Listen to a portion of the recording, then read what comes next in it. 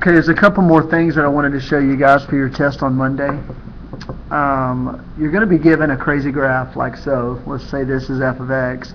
So you need to be able to tell your transformations, obviously, just by looking at it in function notation like that. So this one right here with the minus 2 on the outside says that it's going to go down 2. So you take that exact graph, okay, take all those little vertices, all those points, and just move them down 2, and you'll get the same graph that just shifted down 2. Okay, so you've got a left 1, you've got a reflection. Here's some examples of the absolute value. So this one right here is the erase and replace, because the absolute value is on the inside. So notice that I just erased the left side, so all of this left of the y-axis, all the negative x values, I erased those and I replaced it with the mirror image of the right. Okay? So I kept the right side, made it symmetric with respect to the y-axis. Okay, so you'll see that on your exam. Another thing that I wanted to talk to you about was whenever you're given a graph, like so, actually let's just redo this.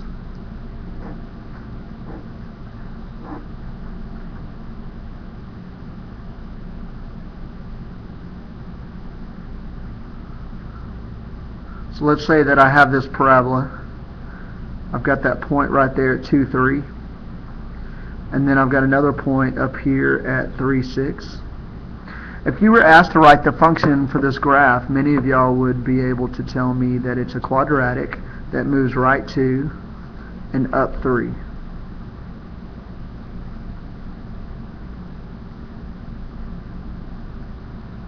But what you're missing here is that there's actually a stretch on this graph. Okay, there's two different ways we can tell that. We know that the quadratic, the parent function, goes through 0, 0. The next point is 1, 1 right there. So if there was no stretch, then this graph would go through 3, 4. But it doesn't, it goes through 3, 6. So instead of going up 1, it goes up 3. So that should tell you right there that this is a vertical stretch by 3. So sometimes you can tell by looking at the graph what that A is. Sometimes you actually have to solve for it. So you may have to plug in A,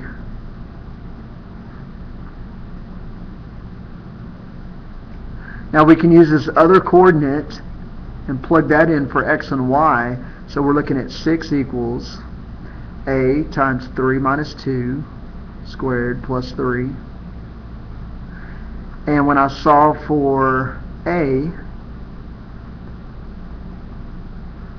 3 minus 2 is 1 squared. So A equals 3. And we had already figured that out by looking at the graph. So make sure that you're thinking about the stretch and the shrink as well when you're working through those problems. Okay. Now, the last thing that I want to talk to you about that I went over Friday in class, for those of you that were absent, remember that when we're dealing with transformations, you've got your A, which is the coefficient on the outside,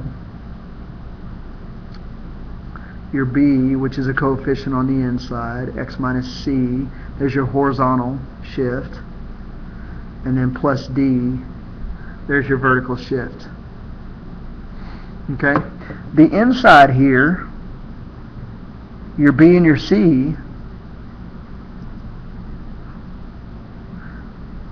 that's your horizontal movement. It affects your x value of each coordinate. Your A and your D, the outside, that's your vertical shift, and it affects your y.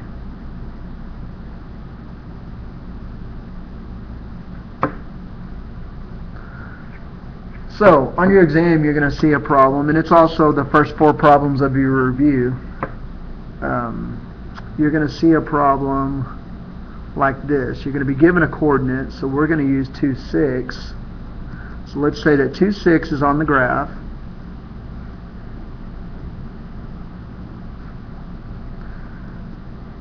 F of x. Find the coordinates if, and then you're going to be given some transformations. So I'm going to give you 3 different examples. Let's say that A, you have y equals 3 times the function x minus 1 plus 2.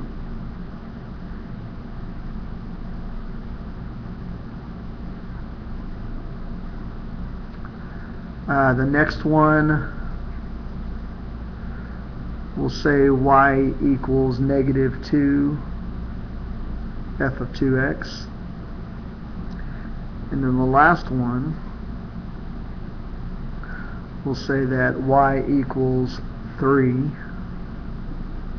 f of negative x plus 3 plus 5. Okay? So go back to that first one there. I like to break it down, just look at the horizontal first, and then we'll look at the vertical next.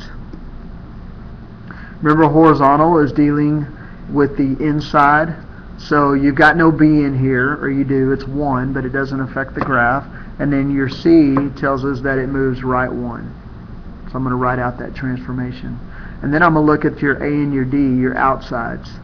So we have a vertical stretch by 3, and then it moves up 2. So we can take that coordinate 2, 6. I'm going to start with the horizontal movement first, and it moved right 1, so that 2 becomes 3. The 6 was stretched by 3, so you get 18, and then up 2 is 20.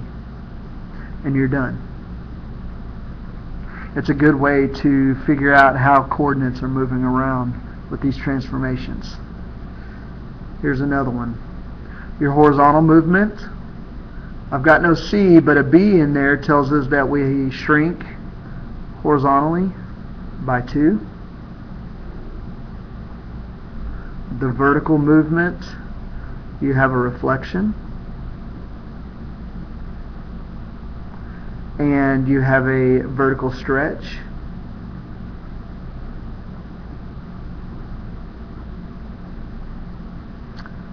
by 2.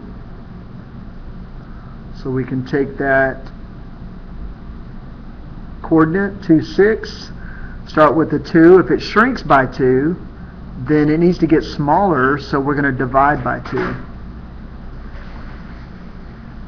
So I get 1 there. If it reflects vertically, then the 6 becomes negative 6, and the stretch by 2 becomes negative 12. And you're done there. Okay, last problem. The last one here, remember when you've got a coefficient on the inside, before you can do anything, you need to factor that out.